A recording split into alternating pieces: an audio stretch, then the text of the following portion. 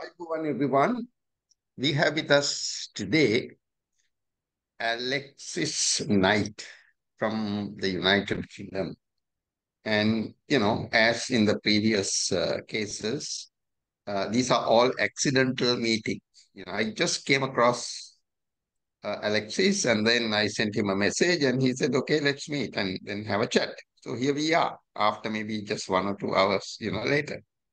Well, that's the way things happen. So we want to have a chat on life and existence. Now, Alexis, welcome to this channel. And so nice to have met you. Thanks. Likewise. Right. So, Alexis, let me get to the question.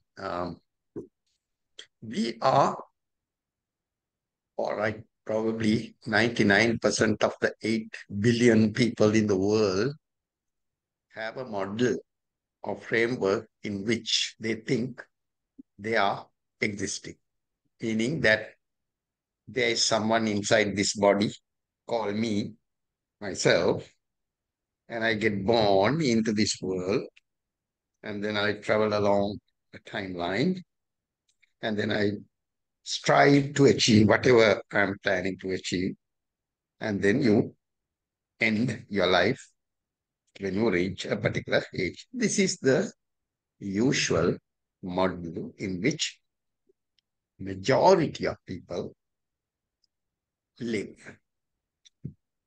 Now, the message that comes out of non-duality, as well as other spiritual teachers, is suggesting something else. And these are somewhat radical messages. For instance, this is what is, and there is no one. And it can't be explained in the usual language. This message tends to get rejected most of the time. Right. Now let's start from there. Alexis, what do you think? What a place to start. Yeah, great.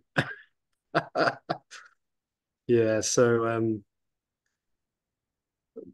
I or this, as it's Right. somewhat preferred to be said, discovered Tony Parsons last year after going with Buddhism and yoga, meditation, qigong, Taoism, philosophy, tantra, exploring different practices, lineages, traditions, scriptures, and that. Was looking into all of these different philosophies, mostly Eastern, Mm-hmm. um, and then discovered this chap called Tony. And this was like an explosion. It was like an explosion of everything that was felt as true, as real.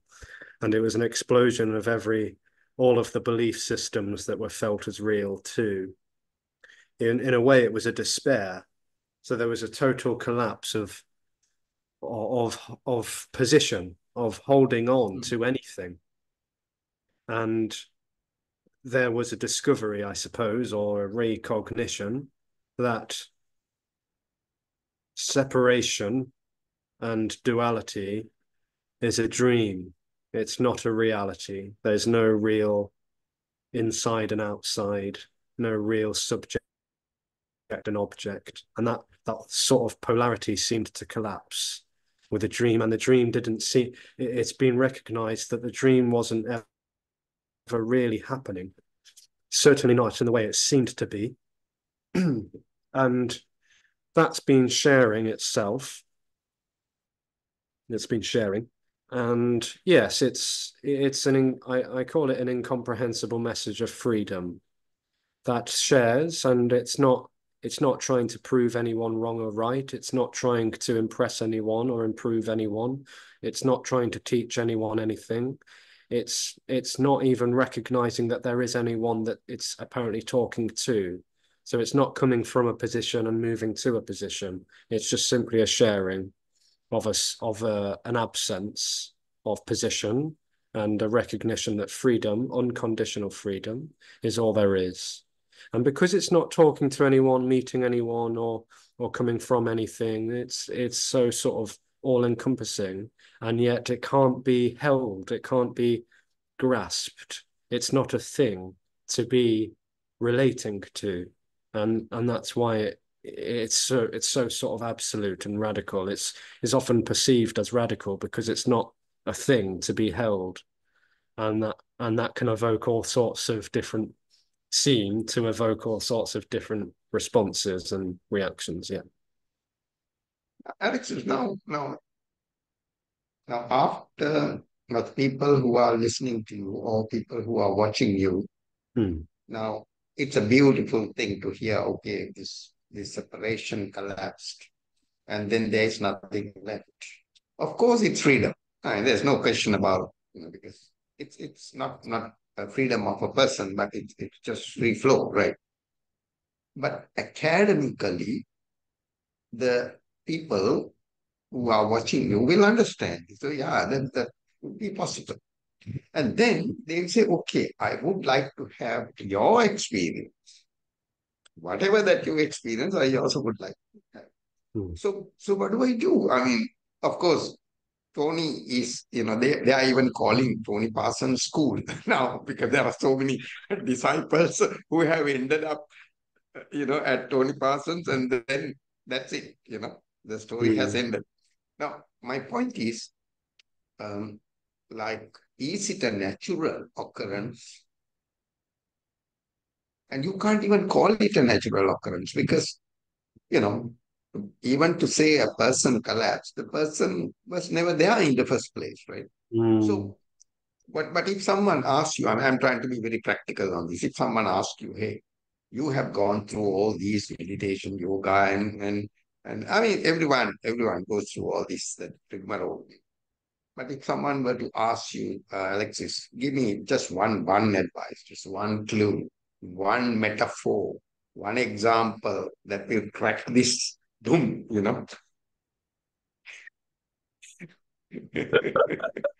Oh, yeah. It There's might no it might work. so this seeming experience of separation um, seems to want to be validated as a problem that can be fixed, that it can get something for its own sake, so that it can feel some sort of relief or pleasure. That's usually how what seems to be happening. There seems to be a sense that something is wrong, that something's incomplete or lacking, that something needs to be dealt with. Fix. And this doesn't validate that. There's no validation that this, what's often called contracted energy, it's just the simple experience of location, like space and being in a body, which is suggested that is an illusion. It seems to go here, there, and everywhere for some teachings, some advice, instruction as to how to be, how to live. And this simply doesn't meet that. There's no meeting that. There's no validating that it's even a real substantial thing in the first place.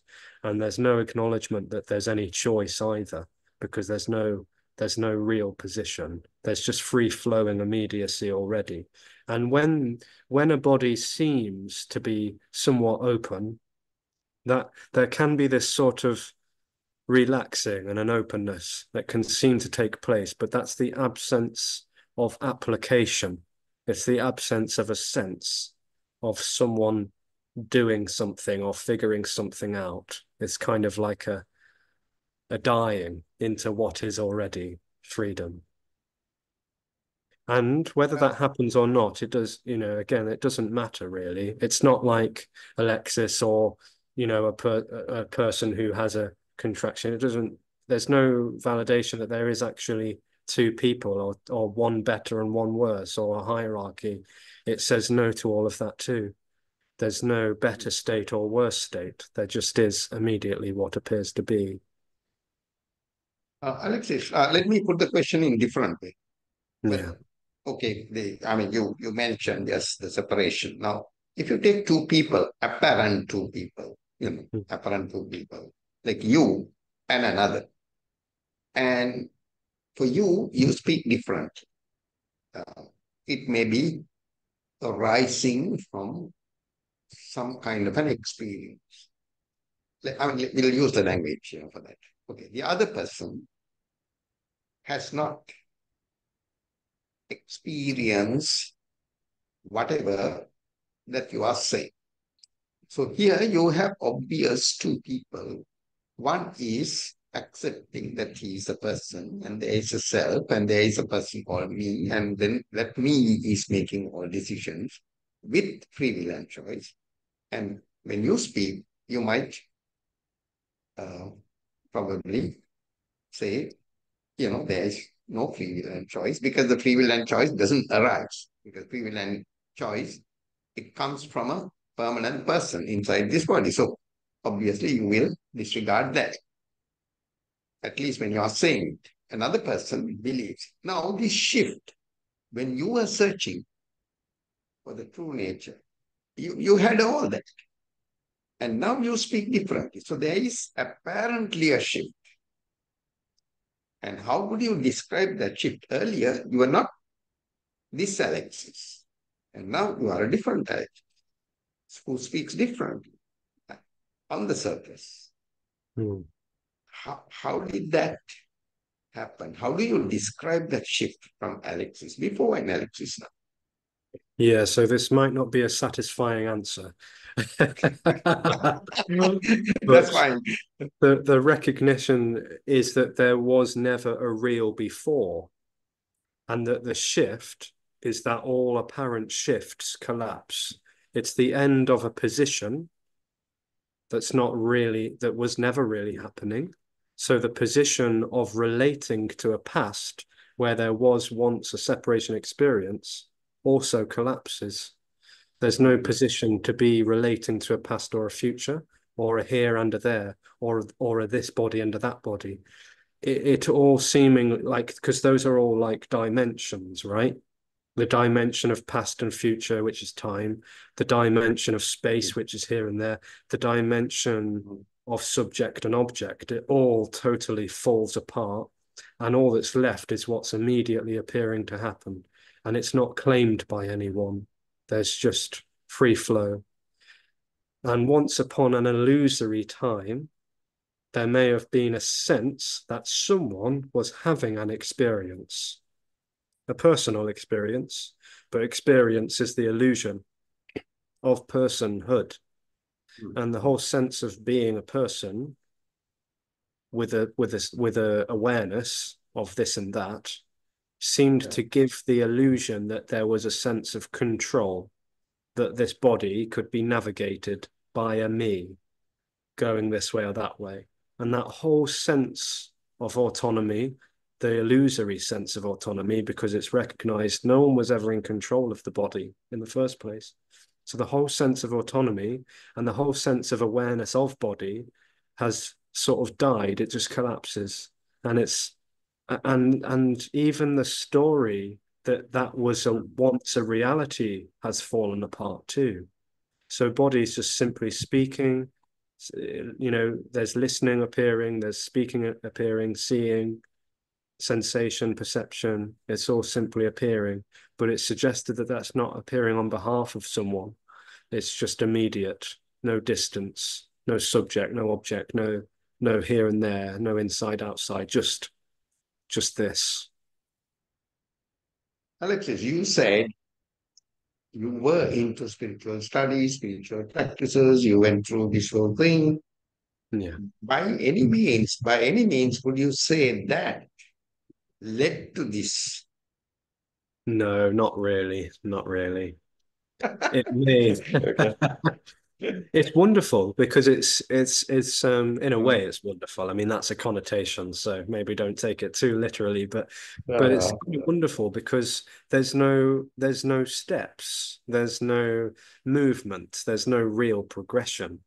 Unconditional freedom is all there is. It can't be conditioned to a person, to a body, to a practice, to an instruction. It can't be conditioned by being in the future or over there somewhere in an ashram or a temple. It can't be conditioned to anything. It's just all there is. And, yes, there was the apparent story of going from teacher to teacher to teacher and teaching to teaching to teaching, and then to eventually apparently discover someone who wasn't teaching anything, who wasn't saying anything, who wasn't even a someone to begin with. And it's like there was kind of just a pointing out, an exposure that all that is being looked for and longed for is actually all there is: non-separation, freedom, boundless, boundless freedom. Yeah. Alexis, now, very, very mundane question now. Like, although you are sitting here and talking to me, you are aware of the fact that there are certain things that are happening out there in the world, the Ukraine or the Palestine, the predicament there, and then elections in US, and then, whatever that's happening. Now, you use the word immediacy of Mm. immediacy of what is. I'm also trying to get used to your language. Immediacy of what is, I think it's a better way of saying. Mm. Now, your knowledge about what is happening elsewhere, which also includes what happened yesterday, what may happen tomorrow.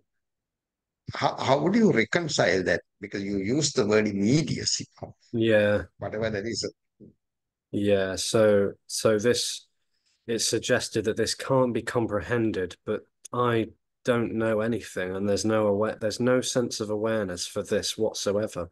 There's no sense of this being aware of the sounds of birds outside, for example. There's just sounds, there's just hearing, there's just seeing, smelling, tasting, touching, feeling, thinking, all appearing. And the reason it said it's immediate is because there's no distance for an awareness to be aware of those things. The whole illusory distance of being aware of elections taking place, it all collapses. No awareness left, just immediacy. There's no position, there's no subject, there's no object, there's no two. It all just collapses into nothing, being all there is.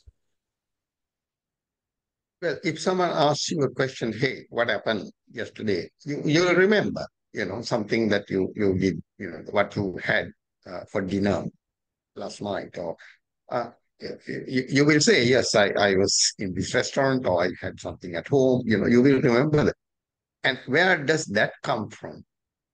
It, What do it's you it's say? Yeah, it's nothing Yeah. appearing as memory, and it's not appearing on behalf of someone. In a dream, there may seem to be a sense that someone's remembering something, and that is a reality, and that, of course, Oh, is the way it is for everyone, and that would be another story. But there's mhm. just no sense of anyone having a memory. There's just appearance of memory. There's appearance of sound, Mm, of words, the sounds mm. of words, the appearance of the sounds of words, and it's the Oh, appearance of oh, speaking and hearing and this and that. But there's no sense of a here, like I don't know how else to describe it. This can't describe it really. It never will or mhm. never could. It just is, it just is what is. Yeah. No, no, this is interesting. This is really interesting. Now, you use the word dream, um, at Mm. least as an example. Mm. Uh, this may look like a stupid question, but I will ask it anyway. When you say a dream, is it the world and the person and the story of a separate person? Is that what you call a dream? Or did you mention this whole thing? What we would say, or you can call it awareness or beingness or oneness or, just everything. Which one is the dream? Is that self trying to ascertain a story and the world? Or this, whatever now, you just use the word hearing and, tasting and, all that, seeing, being, Mm. all that. Is the Mm. whole thing the dream or just the person's story is a dream? Yeah, so for the sake of communication, it's suggested that the dream is the sense of separation, the Mm, experience, and the position, And out of that dream grows a dream story that there's an individual but separate from everyone and everything else, having a personal experience, and with that comes the illusion of the totally unreal illusion that there's free will, choice, autonomy, volition, control, meaning, purpose, significance, moving in a direction in time and space, going to this destination, all of this and that, and this is all sort of exposed as dream stuff because it was never really the way things seemed to be naturally. And you said the word naturally at the beginning, which I quite like, because what is seeming to happen is so natural. It's so natural. It can't even be called spiritual or special. It's not really special. It's so stunningly simple and so natural that body is just doing its thing, going here, there, conversing and chatting, and it's yeah, so simple as well. Yeah, but with this recognition, with this understanding, you still have to deal with these accepted norms and the framework and whatever the people say, beliefs, and Mm, people who are working will have to work, and the people who are doing their homework, housework will have to do. I mean, the day-to-day things will happen, but there is this recognition, like a underpinning thing that's sort of kind of that has resonated already. Would you like to say that at least? Okay, this is my recognition. Or I mean, you can't call it my, but this is a recognition, and yet life goes on. mm. Yeah, it's not a lived understanding as such. It's more of a natural reality, and everything that's being shared is arising out of an absence of position. And life, as you say, just goes on. So yes, going to work happens, brushing teeth happens, sleeping, eating, meeting with people, it all happens in free flow. And the suggestion is that it all always and only ever was and is happening in free flow. It just seems like there's Mm, someone making an effort to go this way or that mm, way. But really, it's all just happening. Even the movement of the hands and the speaking of the words, it's just happening automatically, not autonomously. Yeah. mm.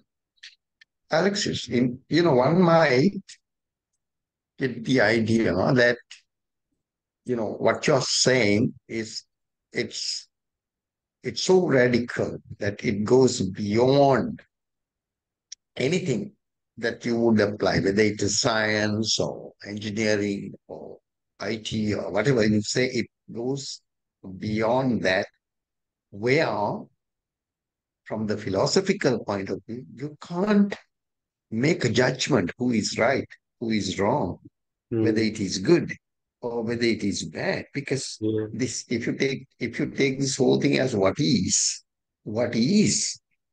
has everything. If you want to use the word duality, yeah, that's what it is.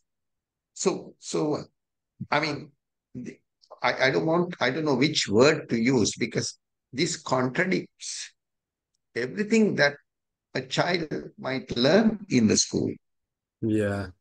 Because It can seem to do that. I mean, this isn't speaking to anyone, and it's certainly not applied. It's not mm, something for someone to be applying because it's pointing out that there's already no one and no free will. mm, Therefore, no one to be applying what's being shared. It's useless in that respect. What's being shared is mm. utterly useless. Um, yes. And then you can't say, what is shared is generally rejected because it's not uh, a norm that is accepted within the given framework, whether it's a legal or social or economic or whatever. Yeah. However, however, the message, I'm also using the words carefully, the message seems to be heard. You see, it seems to be resonated Mm. in the last probably 10, 15 years. You can hear this message. And I mean, I have been into this study for many, many years. I mean, you can hear this coming from Canada, and then you can hear the same message coming from Japan. And these two have never met. And probably they might use different example, but the message is this. And it means that something has opened up, maybe not for individual, but something seems to have opened up. Would you like to say something like that? Because after all, Yeah. you are talking like that. Yeah, an openness can seem to happen. For some bodies, an open, like a body can seem to open. I mean, I think it was said, I can't even remember because it's so immediate, but it's like when there's meetings appearing and stuff, what's being shared is utterly beyond the words and the terms and the concepts, because it's suggested that what's being shared is not philosophical or scientific, and yet certain science, interestingly, seems to back this up, or at least is getting to back up this, no autonomy and neuroscience experiments and stuff exposing that there's no self in a body. But what's seeming to be shared is beyond the words and the terms and the concepts. Those happen, and maybe there's a hearing it and a conceptual understanding seeming to develop. But what's being shared is utterly beyond all of that. It's energetic. And that's not to make it sound all special or fancy or anything, but it's a sense like that body is allowing, in a way, allowing for an openness. And what can seem to happen is an absence of a someone experience and a personal experience. And body just simply relaxes. At least that seems to be for quite a lot of people. There seems to just be a relaxing and then an absence of the agitation and the contraction of having a separate personal and very important, like self-important and serious experience. So-called life, for many it seems just becomes so incredibly simple. Yeah. In relation to time and space, now I'm not referring to clock time. However, if I stand before a mirror, I could see, oh, it's not the same me that stood before the mirror 10 years ago. So I can see that I have grown older. Now that implies a time.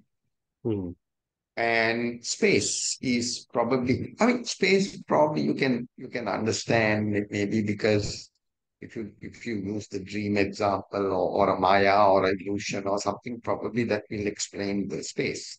But the time, it seems to be substantiating a story.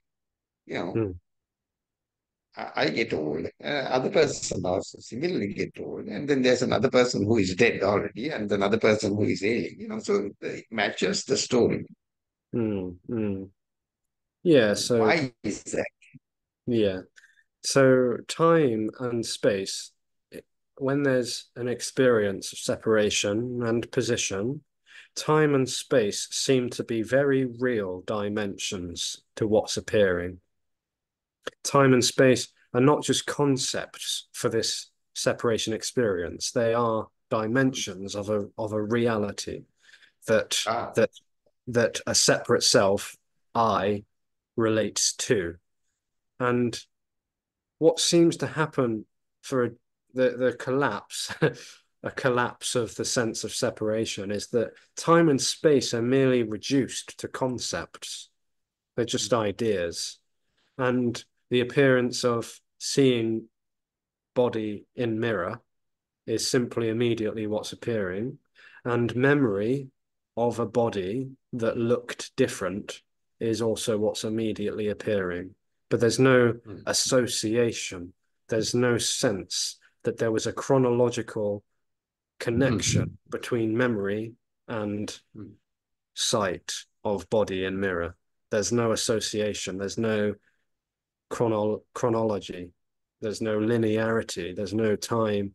The whole sense of time and space just collapses basically, and so they're just concepts. They're ideas. They're thoughts. when you met Tony, this has been the versions of many people who met Tony. I have spoken to him myself, but over the phone, I have met him. Now, what was that? I mean, I don't want to use the word experience, but then when you probably got up, you saw that self was not there, something like that. Would you like to kind of elaborate that? Maybe it's not exactly that, but That's all right. Yeah. Yeah, no, so going from teacher to teacher and then discovering yeah. this guy who seemed quite popular and uh Yeah. I was watching his videos and stuff. So I watched a lot of his videos and talks and Mm, interviews, and I just fell in love with this incomprehensible communication, or well, not even communication, but what was being shared was somehow appearing to do something. It was appearing to allow. I mean, all these words will never elaborate on that really, but using words as best as one can, like there was some sort of basking in something that just was beyond comprehension, beyond grasping, beyond getting something. There was some sort of resonance and a bathing in the resonance. And then it would seem that there was no longer a bather. There was just bathing. And that resonance would seem to go on. And I chatted with him on the phone a few times. And, there was one time in particular I can seemingly recall where mm, there was calling Tony on the phone, chatting with him mhm, for a few minutes, and then ironically walking across a park. mhm. um, and and yeah, body was like feeling a loosening up somehow. Gravity Mhm, itself was falling apart, which would mhm, maybe again make it sound special and significant. And there's no desire to make it sound special or significant, but it just felt like gravity, like the earth beneath the feet was collapsing, and that mhm, the sense that there was a sky above and an earth below, and there was like a, a mhm, sense of here and everywhere else around mhm, here. mhm, That whole it was like vertigo. It was like mhm, the dimensions were falling apart. It was like the walls around were all falling down, and that was an apparent beginning of the end of something that wasn't mhm. really happening. Yeah. But afterwards, did that, or whatever the feeling, or whatever that, did it continue, or you reverted to usual day to day, but with that recognition? Yeah, there was, again, we're talking about a story, but there was Yeah. a there was like a resonating, and then a sort of sense of contractedness again, and it was a bit like a pulsation or something. And then That's again, right. one night, I can't remember the timeline at all because time has Mm, collapsed altogether. But mm, but there was a one evening, so I don't know whether this was before or after the park situation, and that wasn't a glimpse, by the mm, way. It was just a resonating. But one mm, evening, I was listening to him, and mm, I think I was eating dinner, or it was shortly mm, after something, and after listening to this talk on YouTube, I was looking at my hand, and then suddenly it wasn't anyone's hand. It was just a hand. And it was like there was just a looking, it was a bit like being on a drug, or well, at least the depictions of what it's like, to be mm. on some sort of psychedelic. And it was like Yeah. there was just hand. There wasn't even a seeing of a Mm, hand.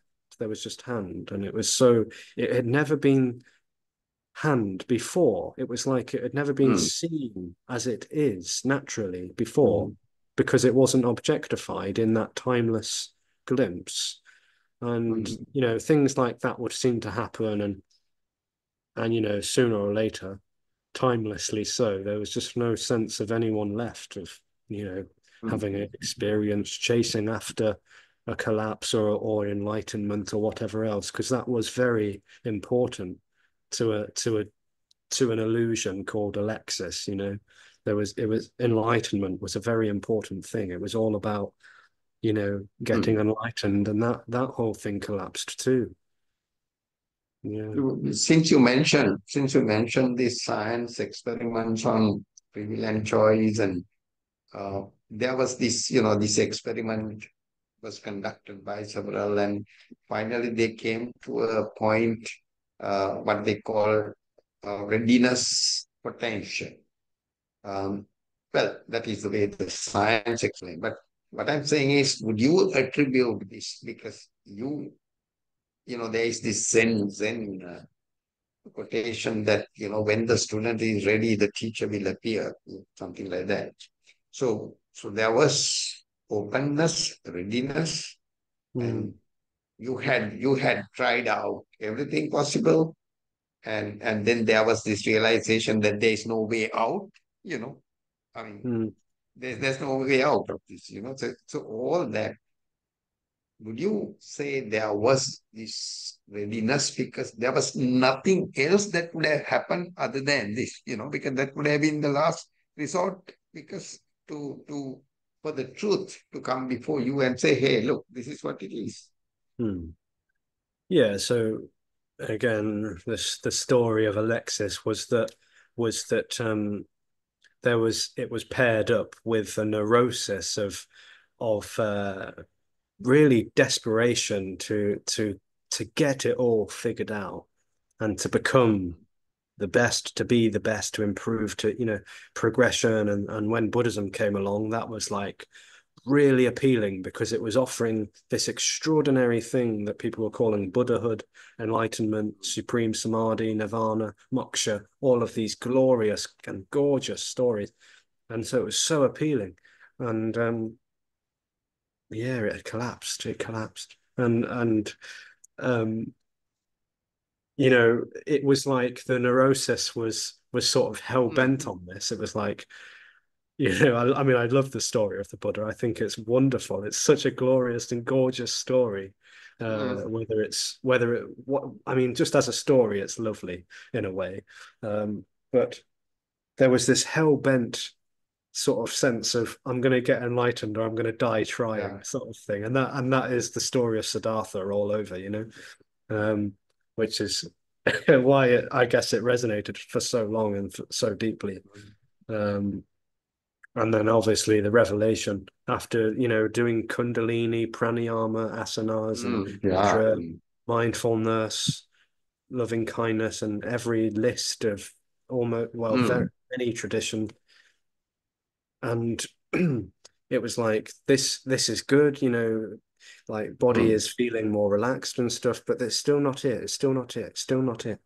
mm, And in a way there are some similarities, not to compare because there's no one left, there's no position, but mm, there's some similarities to Siddhartha's story because he would go from mm. teacher to teacher when he was practicing Oh, asceticism. yeah, yeah, definitely, Like, yeah.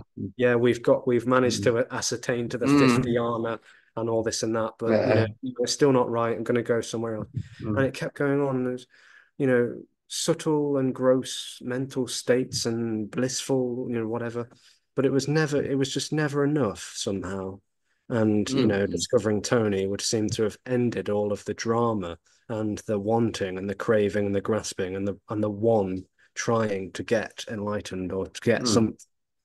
And that seemed to happen in that way, but there's mm, absolutely no acknowledgement that any of it was necessary or that it needed to play mm, out that way, that there was a disciple who was ready to mm, receive initiation from a guru. That whole hierarchy of higher, teacher and disciple and guru and higher and mm, lower states, all of that collapsed too, because it's so obvious that what has been seemingly exposed, revealed, or whatever word you want to use, which will never elaborate on it.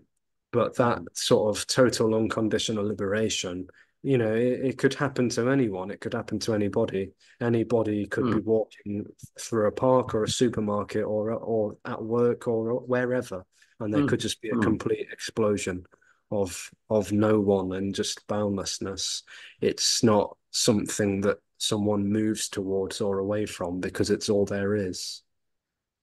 It was a long answer, then but yeah, then you don't even no, that's all right, because then you don't even have to explain whether it is a dream or a maya or illusion, because when that person collapses, there's no one to explain anyway.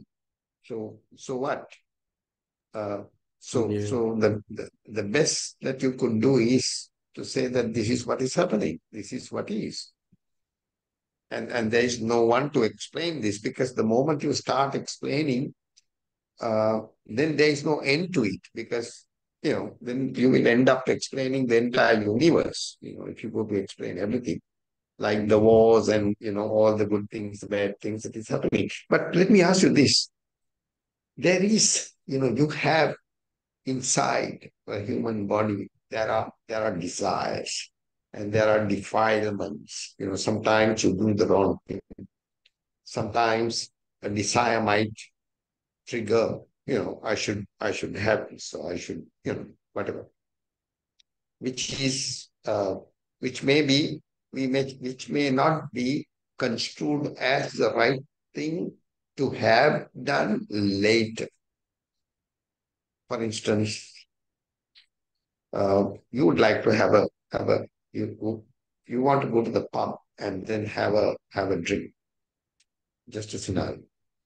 mm, And maybe you might have a extra shot, and then maybe you start, I shouldn't have taken that second shot or something. So, like, is there a pre-thought? No, not really. Or is there a awareness prior to the thought that guides you? But these are all words, but mm, somehow some awareness than before. Okay, this may not be the right thing to do. no, How would you respond to that? yeah, all of that falls away totally. There's no navigating.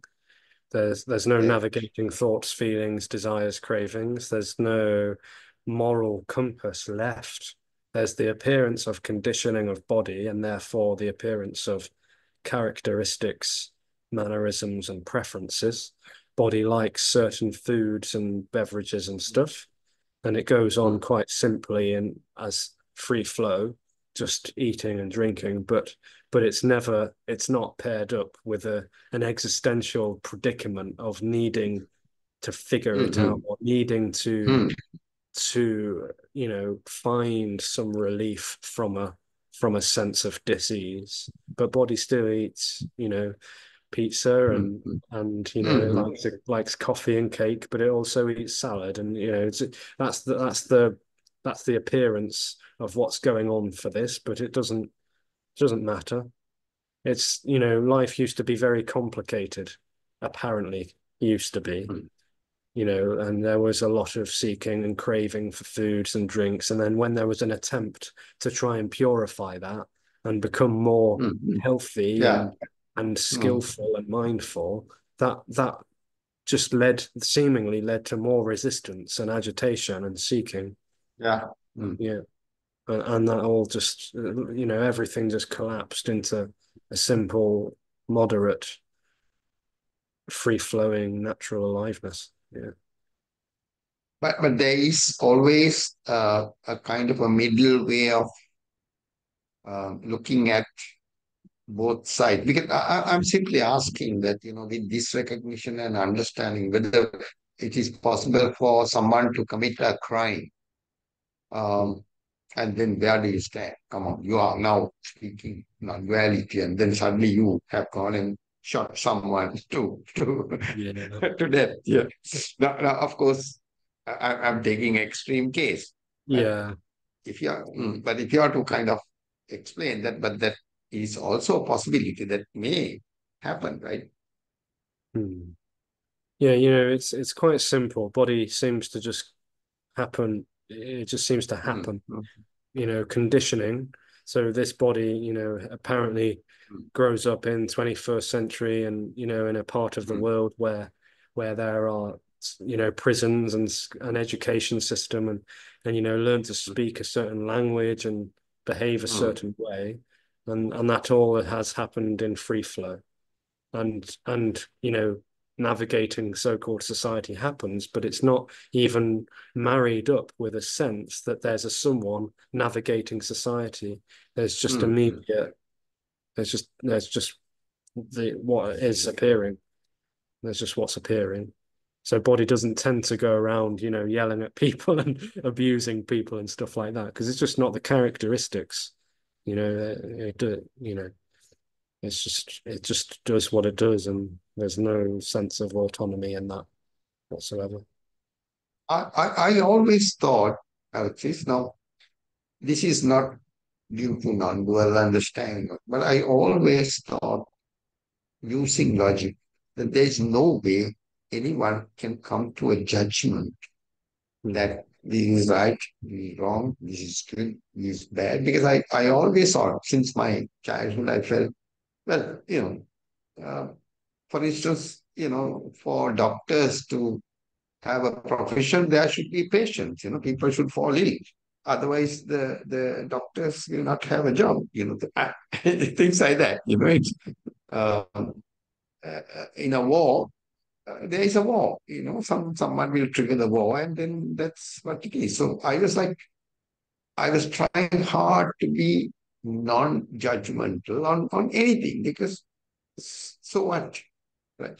However, I later, after much maturity at this stage, I'm hearing this from, I mean, not only non-dual teachers, but also from, you're beyond the judgment. Because you're in no position. You don't have a position to make a judgment. Mm. Now, but definitely, I'm not saying that this is due to some understanding or recognition, but I would rather say it's logic, isn't it? Absolute logic. Logic. Yeah, yeah, okay, maybe. What I'm saying is Sorry. you cannot possibly be judgment. Mm. Uh, Yeah, judgment seems to collapse too. There's just responding and you know hearing, tasting, touching. As was said, perception. It all just seemingly happens. Yeah, yeah. I heard something worthwhile from you. Seeing, hearing, tasting, touching, and perhaps perceptions.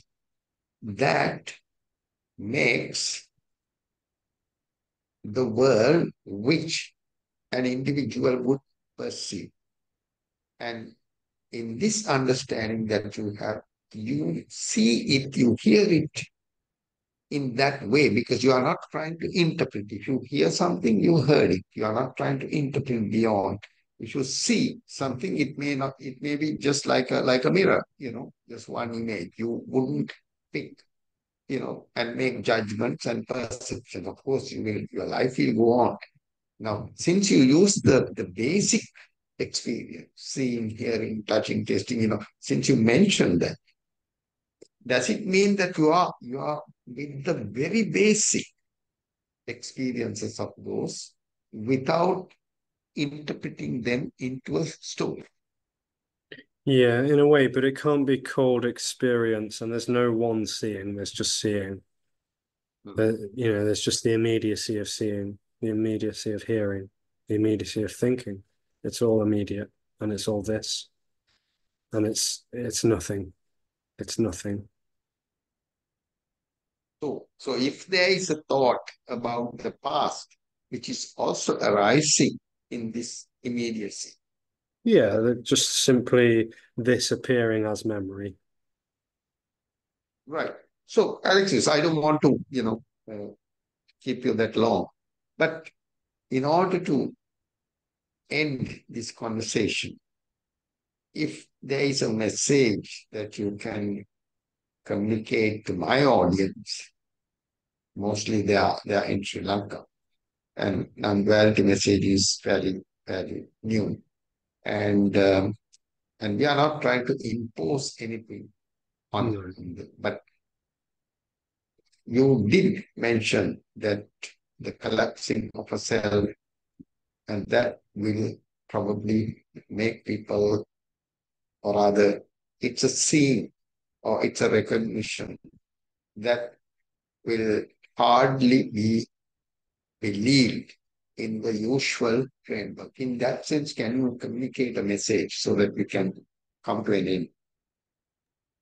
Yeah, whether hearing this and rejecting it, misinterpreting, ridiculing it, or resonating with it and accepting it, whatever happens, there's unconditional freedom. There's absolutely no desire to change anyone or change any views or values or beliefs, opinions. Hmm. If it happens, it happens, and there's no sort of agenda with anyone or anything. There's no preference there in that respect. It's all just free.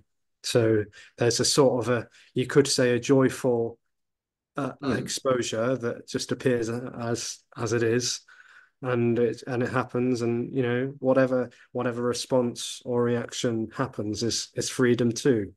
Yeah, because Exactly. unconditional freedom Okay. is simply, it's all there is. Yeah. Right. Alexis, thank you very much indeed. And we are so happy that you gave us this little time. It's almost 1 hour to discuss on this subject, and I'm so glad that you agreed to have the discussion with such a short notice. Because today the non-dual speakers are becoming little expensive as well, because some you have to make a payment, to get Mm. an appointment, and here you are available to share this. So we are aware of that too. So, Alexis, once again, thanks a lot on behalf of our audience. And Mm. we are hoping to see you. We are hoping to talk to you in the future too. Yeah, well, thank you very much for the invitation, and it's really nice and lovely chatting with you and meeting. Yeah, likewise, and same here. Thanks a lot, Alexis. I'll switch on the recording, switch off it.